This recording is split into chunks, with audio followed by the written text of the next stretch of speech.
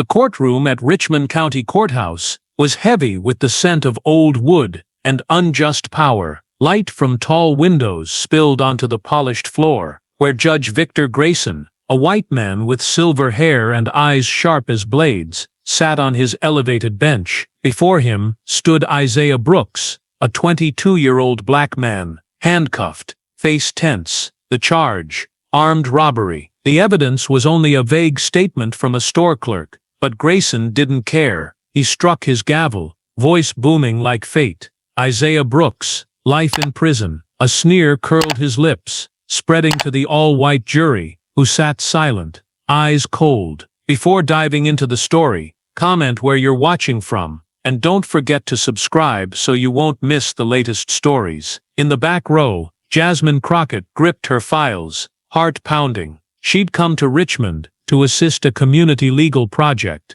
assigned to observe, but the injustice before her made her blood boil. She shot to her feet, voice ringing clear, cutting through the air. Your Honor, I demand a review of the evidence. The courtroom fell dead silent. Grayson turned, eyes narrowing, surprise mixed with contempt. Who are you, girl? He spat the word girl, voice dripping with insult. This isn't the place for you to meddle in court business. His scoff echoed, rippling through the jury and prosecutor. Some covered their mouths, whispering, thinking Jasmine was just Isaiah's kin, a black woman daring to challenge the system. Jasmine stepped forward, curly hair loose, eyes blazing. I'm Jasmine Crockett, licensed attorney, she said, voice calm but sharp as a knife. Under Section 32, subsection B, Virginia law, a defendant has the right to appeal if evidence is mishandled. The police report contradicts itself,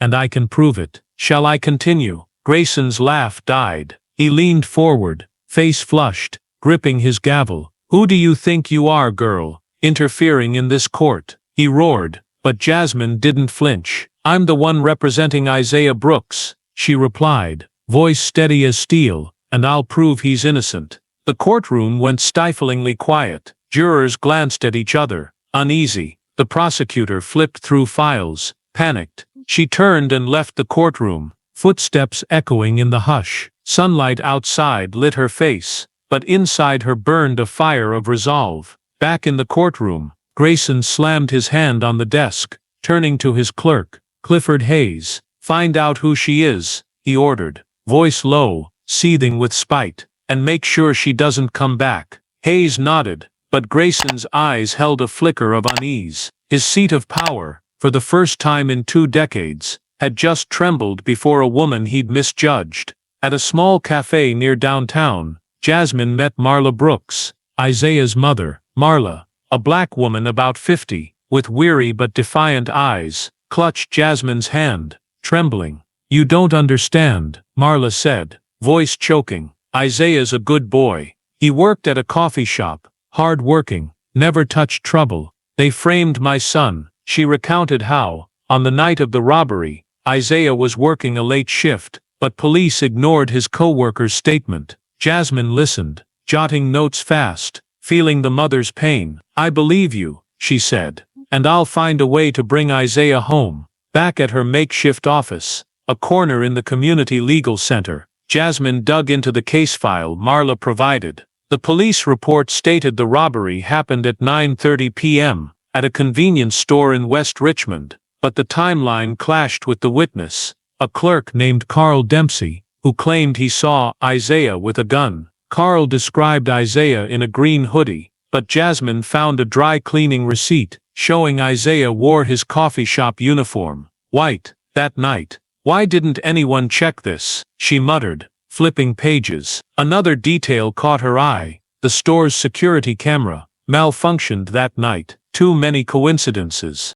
Jasmine contacted Naomi Carter, a black investigative journalist she'd met at a legal workshop. Meeting at a quiet park, Naomi, with short silver-dyed hair and sharp eyes, shared what she knew about Grayson. He's not just a judge, Naomi said, voice low. Grayson's tied to Freedom Holdings, a private prison company. They pay to keep jails full, especially with black kids like Isaiah. I don't have hard proof yet, but I'm digging, Jasmine nodded, sensing she'd brushed the edge of a larger web. If it's true, I need evidence, she said. Help me, Naomi. Back at the legal center, Jasmine drafted an appeal for Isaiah, carefully citing inconsistencies in the police report and Carl Dempsey's testimony. She took it to Richmond County Courthouse, but at the clerk's desk, she faced Edith Ramsey, an older woman with a frosty demeanor. You again, Edith said, voice mocking,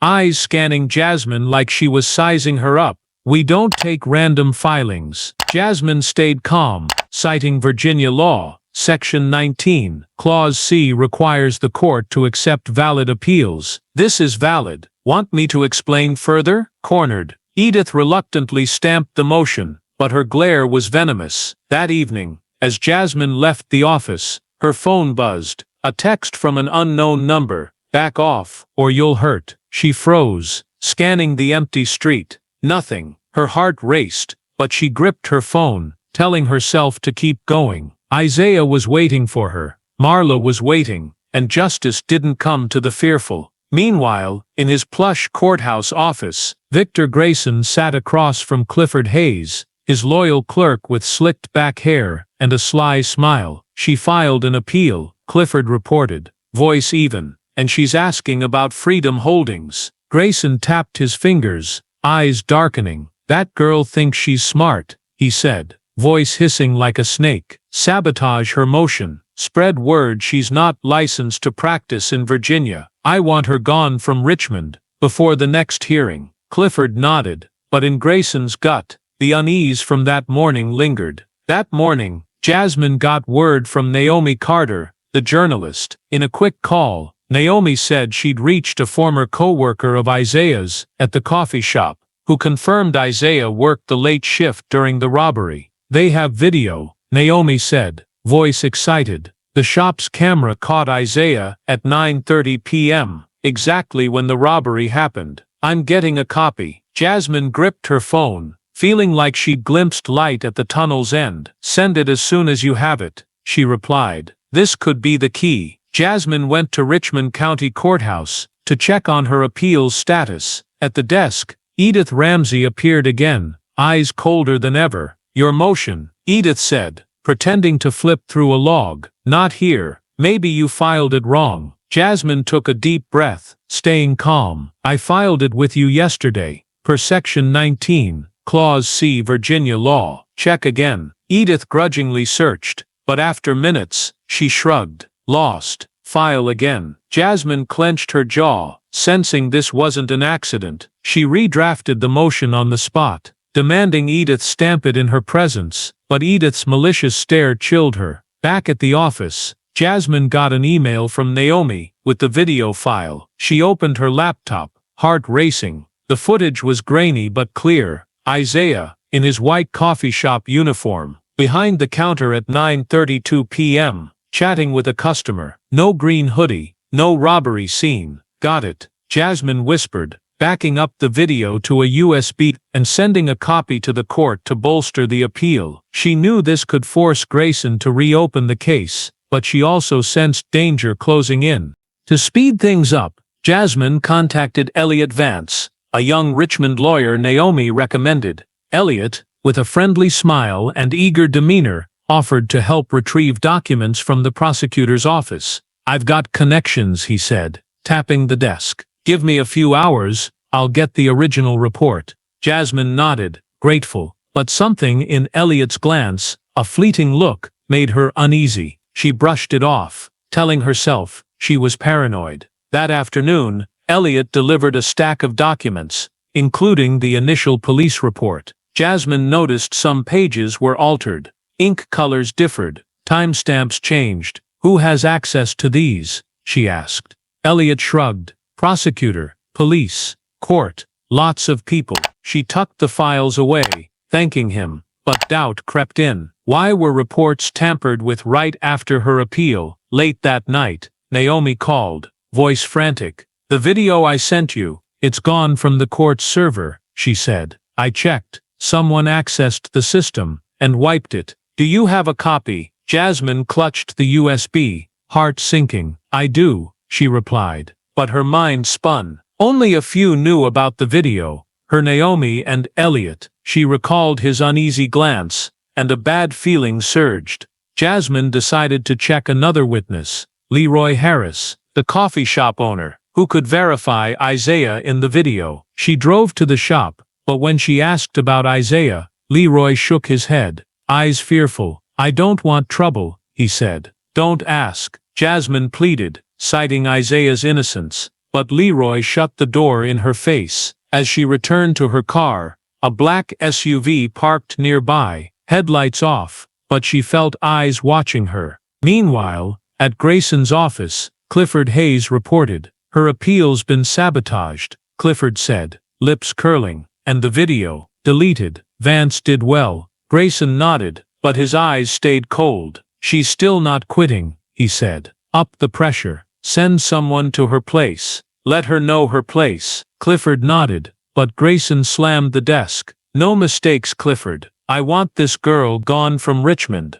Jasmine returned to her apartment, locking the door tight, but unease lingered. She checked the USB. The video was safe. She opened her laptop to take notes. Elliot Vance's name loomed in her mind, but she had no proof. She recalled Marla's words, "They framed my son." If Isaiah was set up, she was walking into a bigger trap. She called Naomi, voice low. "Check Elliot Vance for me," she said. "I think we've got a mole." Naomi agreed, but warned, "Be careful, Jasmine. Grayson doesn't play fair." Jasmine nodded, staring out her dark window. Threats, deleted videos, scared witnesses, everything was against her. But she gripped the USB, eyes burning like in court that first day. "They want me to stop," she whispered. "They don't know who I am." Jasmine Crockett sat in her temporary Richmond apartment, laptop light glowing on her face. The USB, holding Isaiah Brooks' video, proof of his innocence, lay beside her. But Naomi Carter's news, that it was deleted from the court server, kept her awake. Suspicions about Elliot Vance, the young lawyer she'd trusted, grew, but she had no evidence. The threatening text, sabotaged appeal, and Leroy Harris's fearful eyes swirled in her mind. Jasmine knew she was being hunted, not just by Judge Victor Grayson, but by a larger system, Freedom Holdings, and those behind it. Yet she clenched her fists, whispering, "They won't win." The next morning, Jasmine visited Grace Community Center, an old but warm building in central Richmond. She'd been invited to a meeting hosted by Pastor Lillian Ward, a black community leader with silver hair and a commanding voice.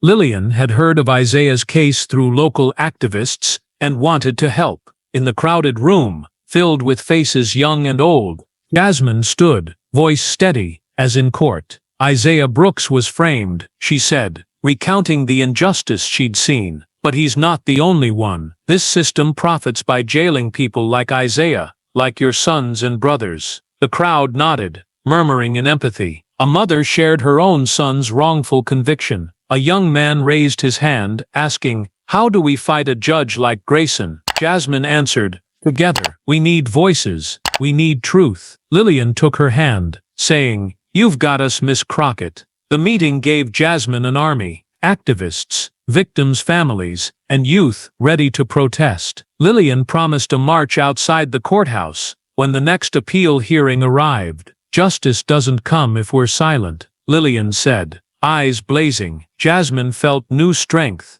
but knew she needed more evidence to topple Grayson. Back at her office, she checked an email from a Texas colleague, digging into Freedom Holdings. Nothing new yet, but she didn't give up.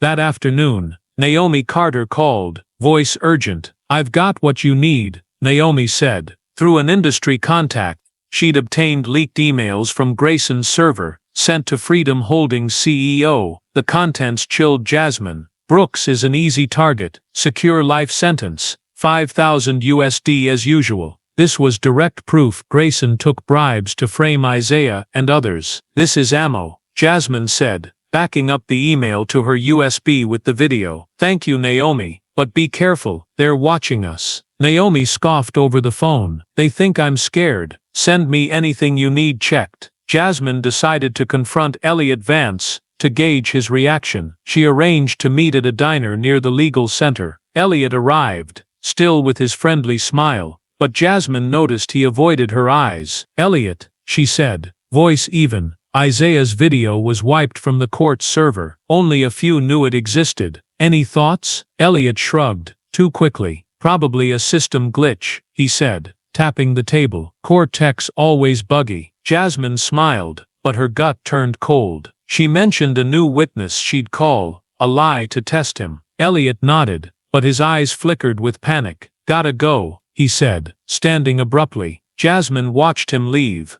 more certain than ever Elliot was the mole. That night, as Jasmine left the legal center, her phone buzzed, a call from an unknown number. "Your family in Texas won't be safe if you keep going," a deep male voice said, then hung up. Jasmine froze on the sidewalk, breath rapid. She thought of her mother, a retired postal worker, and her sister in Houston. Her heart tightened, but she shook her head, refusing fear. She called Lillian, recounting the call. "They want you shaken," Lillian said, over the phone, voice warm but firm. "But you're doing right, Jasmine. This community's got your back." In his office, Grayson sat across from Clifford Hayes, dim light casting shadows on his stern face. "She's got the email," Clifford reported, voice tense. "Vance says she's digging deeper, and she mentioned a new witness." Grayson slammed the desk, eyes darkening. "What witness?" "Handle it, and Vance tell him no more leaks,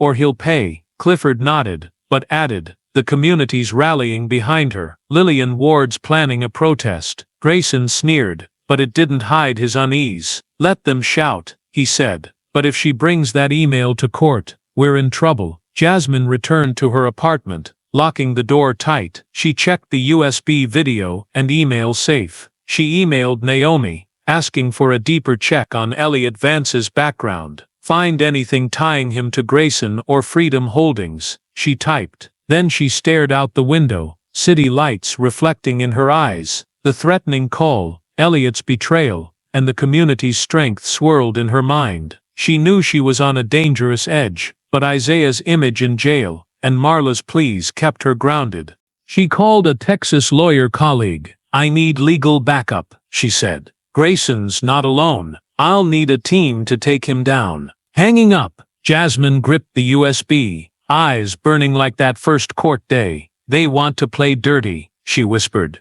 "Let's see who wins." Richmond County Courthouse was packed. Outside, dozens led by Lillian held signs. "Justice for Isaiah." Chants echoed through tall glass windows. Inside, Grayson sat high, eyes sharp as knives. But Jasmine caught a twitch in his fingers as he struck his gavel to start the final hearing. Isaiah Brooks, still in prison garb, looked at her with hope tinged with fear. Jasmine smiled to reassure him, but inside, she braced for war. Clifford Hayes, Grayson's clerk, sat in a corner, eyes cold, tracking her. As the hearing began, Jasmine stood, voice clear, slicing the silence. "Your Honor, I move to reopen Isaiah Brooks' case, based on new evidence proving his innocence and exposing corruption in this system." She presented the coffee shop video, backed up from her USB, showing Isaiah behind the counter at 9:32 p.m., 4 miles from the robbery. The courtroom's large screen displayed Isaiah's face. No green hoodie, no gun, just a worker on duty. Jurors whispered. The prosecutor flipped files in a panic. Grayson slammed his gavel, voice roaring. "This is fabricated. Where'd you get that girl?" Jasmine didn't waver. "From the coffee shop camera, sir. And I have emails from you to Freedom Holdings, agreeing to frame Isaiah for $5,000 USD. She held up printed emails, reading aloud. "Brooks is an easy target. Secure life sentence." The courtroom held its breath. A juror covered her mouth, eyes wide. Grayson, face red, shouted, "You dare slander me. I'll revoke your right to represent." Jasmine stayed calm, citing Virginia law, Section 45, Clause A, bars judges from dismissing valid evidence. This email was verified through court systems. "Want me to request a federal probe now?" Grayson's gavel pounded, but she pressed on, voice sharp as a blade. "Isaiah's a victim of a private prison profit scheme, and you know it." Jurors began leaning her way, eyes shifting between Grayson and the video screen. Suddenly, Jasmine called a surprise witness, Tamara Lyle, a coffee shop co-worker of Isaiah's. Tamara,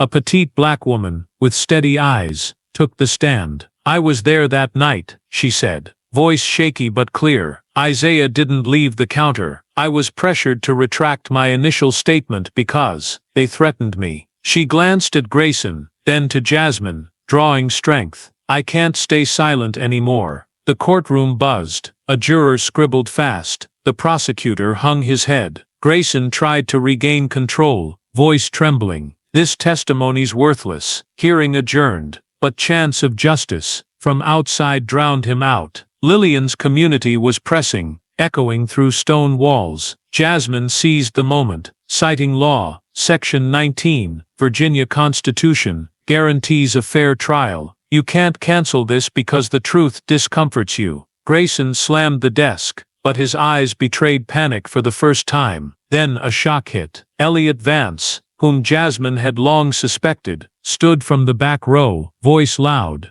"Your Honor, I have information." Jasmine turned, heart sinking. Elliot met her gaze, eyes cold, no trace of his fake smile. "The email Miss Crockett presented is forged," he said. "I checked with the prosecutor's office. She's deceiving the court." The room erupted in whispers. Grayson grinned triumphantly, banging his gavel. "I knew it. Girl, you're done." Jasmine froze, stabbed in the back. She stared at Elliot, who'd brought her files, laughed like an ally. "Elliot," she said, voice low but sharp, "you know the truth." "Why?" Elliot looked away, silent. She recalled his panicked glance yesterday, and it clicked. He'd been Grayson's man all along. Jurors wavered, some eyeing her with doubt. The prosecutor stood, requesting a recess to verify. Grayson agreed instantly, eyes gleeful. Hearing recessed, he declared, "Miss Crockett, prepare for consequences."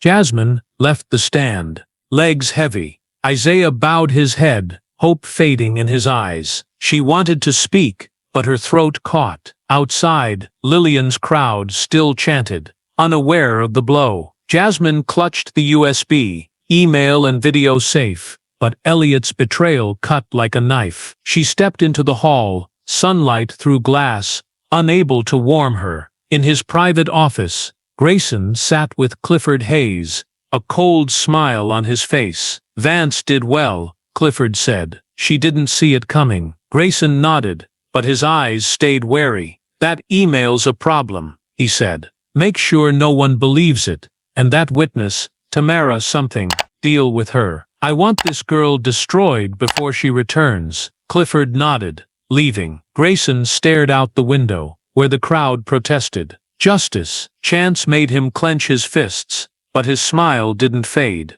Jasmine stood on the courthouse steps, phone in hand, voice low and firm, as she called Naomi Carter. "Elliot betrayed me," she said, eyes fixed on the growing crowd ahead. "But I've still got the video, the email. I need him exposed." Naomi answered fast, voice resolute. "I'll dig into Vance's past. Can you hold on?" Jasmine glanced at Pastor Lillian Ward, holding a sign high amid the chanting sea. "I'm not going anywhere," she replied, gripping the USB in her pocket, eyes blazing anew. Grayson and Elliot thought they'd broken her, but Jasmine Crockett had never bowed to darkness. In her pocket, Jasmine still gripped the USB, holding the video and emails that could topple Freedom Holdings. But she knew Grayson and his allies wouldn't stop at one piece of evidence. Outside, the crowd still roared, "Justice for Isaiah," under Lillian's lead. But amid their shouts,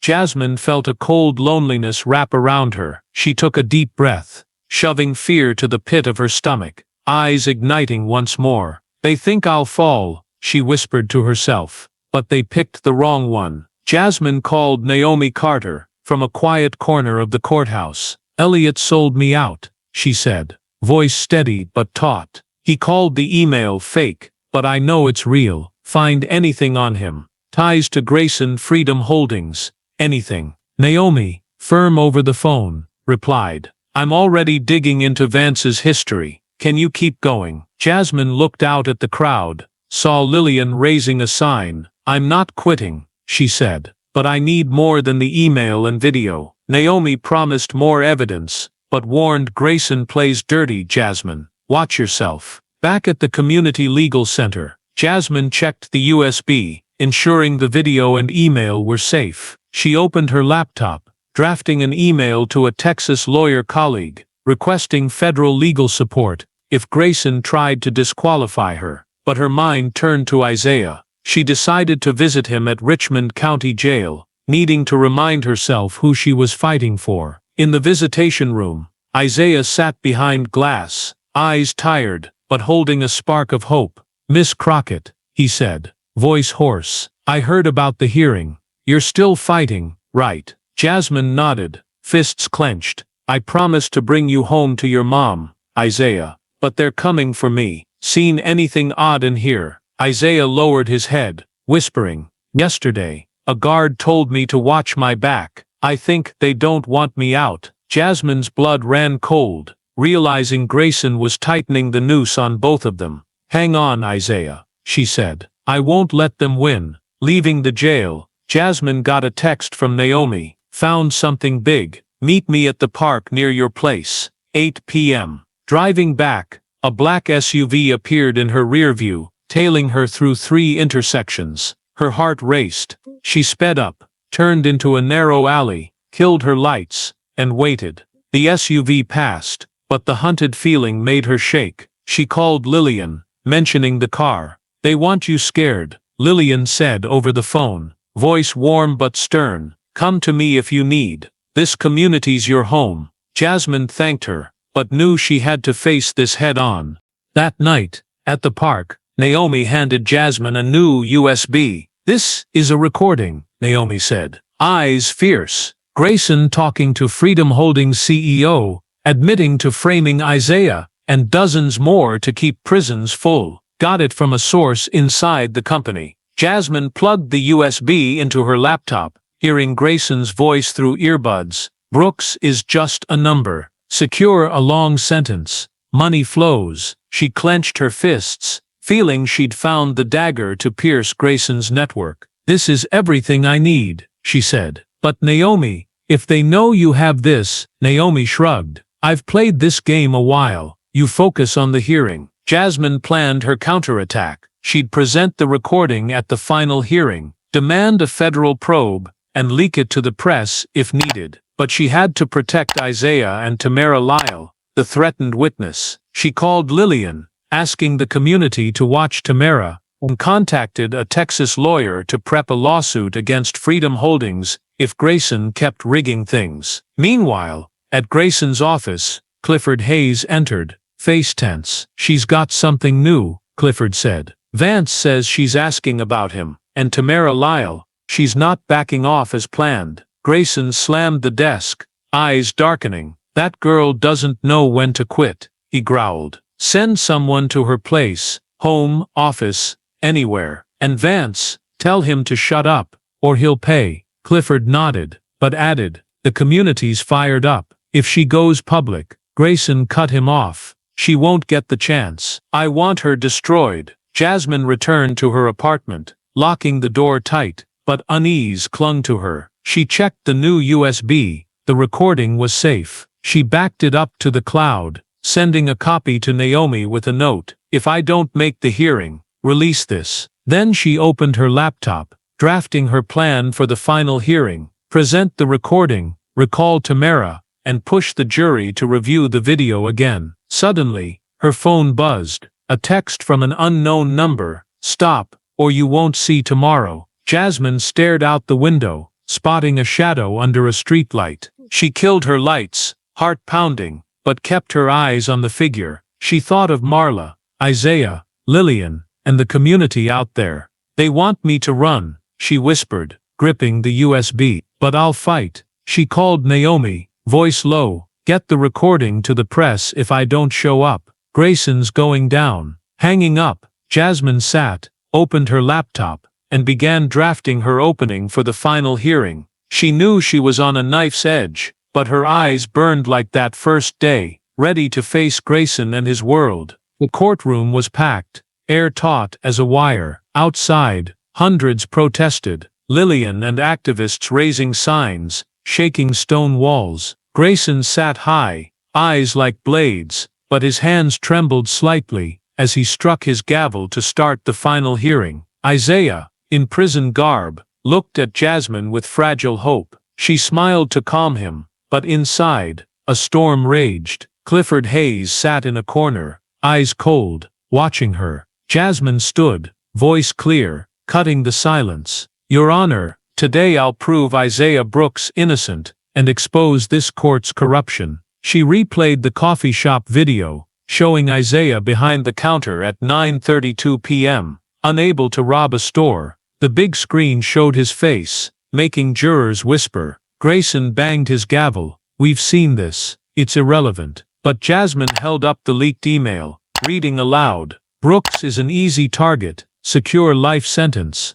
5,000 USD. The prosecutor hung his head. Jurors scribbled. Then she played her ace. I have a recording, Jasmine said, plugging in the USB. Grayson's voice filled the room. Brooks is just a number. Secure a long sentence. Money flows. The courtroom erupted in gasps. A juror covered her mouth, eyes wide. Grayson leapt up, face red, shouting, turn it off. It's fake. But Jasmine stayed calm, citing Virginia law. Section 45, Clause B. Verified audio evidence is admissible. I request an immediate federal probe into you and Freedom Holdings. Grayson slammed the desk, voice shaking. You girl, you dare slander me? Jasmine shot back, sharp as a knife. I'm not slandering, sir. I'm telling the truth. And the truth scares you. Justice. Chants from outside drowned his gavel. Jurors eyed Grayson, doubt growing. She seized the moment,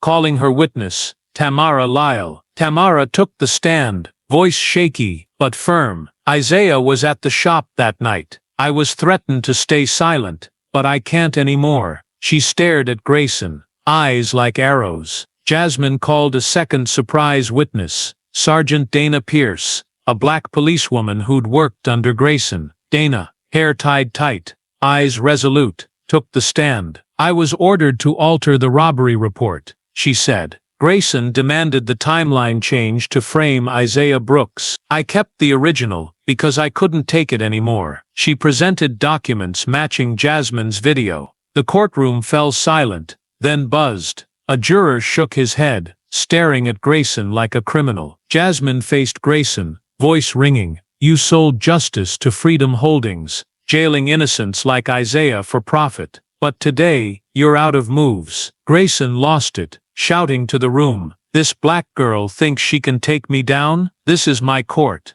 His racist outburst echoed through live cameras. Naomi had arranged to broadcast. Jurors froze. The prosecutor buried his face. Outside chants grew louder, crashing like waves. Jasmine stood tall, eyes locked on Grayson. This isn't your court, she said. This is justice's court. She turned to the jury, voice low but fierce. Isaiah Brooks is innocent, and men like Grayson must pay. The jury retired, returning in just 20 minutes. The foreperson stood. We find Isaiah Brooks not guilty. Isaiah sobbed, hugging his lawyer. The courtroom doors swung open. 2 federal agents entered, one flashing a warrant. Victor Grayson, you're under arrest for corruption and abuse of power. Grayson, face pale, struggled as cuffs snapped on. It's not over, girl, he screamed, eyes hating Jasmine, but she stood firm, unflinching, as he was led away. Outside, the crowd roared,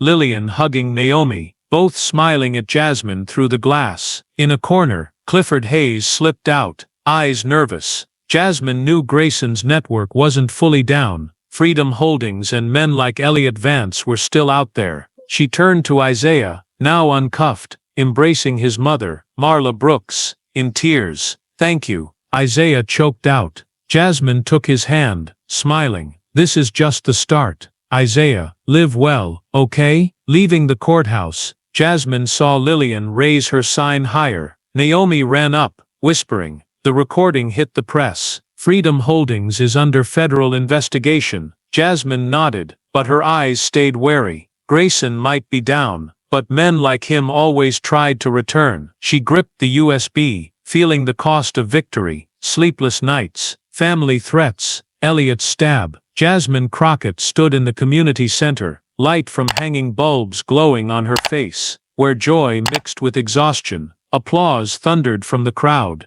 activists, families, and those who'd protested outside the courthouse, celebrating her win. Isaiah Brooks, now free, hugged his mother, Marla Brooks, both smiling through tears. Jasmine watched them, feeling a flicker of relief, but the toll of the fight, sleepless nights, family threats, Elliot Vance's betrayal, and Grayson's hateful glare as he was cuffed, weighed heavy. Pastor Lillian Ward stepped up, taking Jasmine's hand, voice warm over the mic. Miss Crockett showed us justice can win, no matter how strong the enemy. The crowd cheered, but Jasmine knew the story wasn't over. Naomi Carter, front row with a sharp smile, handed her a fresh newspaper. The headline screamed, "Richmond Judge Arrested for Corruption." Naomi whispered, "Your recording shook Freedom Holdings. Feds are probing the company, and Grayson's allies are scrambling." Jasmine nodded, but her eyes stayed alert. She remembered Grayson's parting words, "It's not over, girl."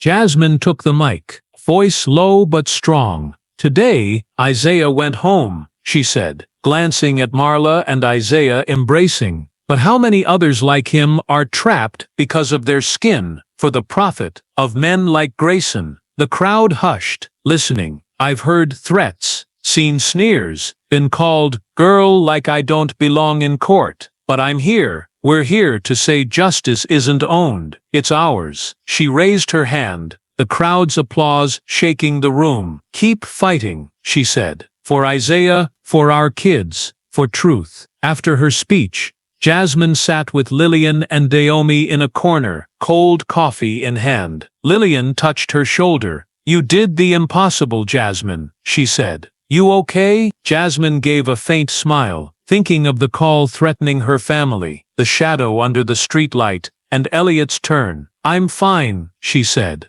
voice catching. "It's just, I know Grayson wasn't alone. Freedom Holdings is still out there, and men like Clifford Hayes are hiding." Naomi nodded. "I found some dirt on Vance," she said. "He took money from an account tied to Freedom Holdings, but he vanished after the hearing." Jasmine gripped her cup, eyes darkening. "He won't hide forever." Marla and Isaiah approached, hugging Jasmine again. "You gave me my son," Marla said, tears streaming. Isaiah took her hand, voice thick. "I'll live right, Miss Crockett, for you." Jasmine smiled, but her heart was heavy. She thought of long days poring over files, nights awake planning, and pressure that nearly broke her. But seeing Isaiah, she knew it was worth it. "Make your mom proud, Isaiah," she said, patting his shoulder. As the crowd thinned, Jasmine stood outside the center, staring at Richmond's night sky. Lillian joined her, handing her a card. "If you need us, this community's here," she said. Jasmine nodded, feeling strength from strangers turned family. She thought of her mother and sister in Texas,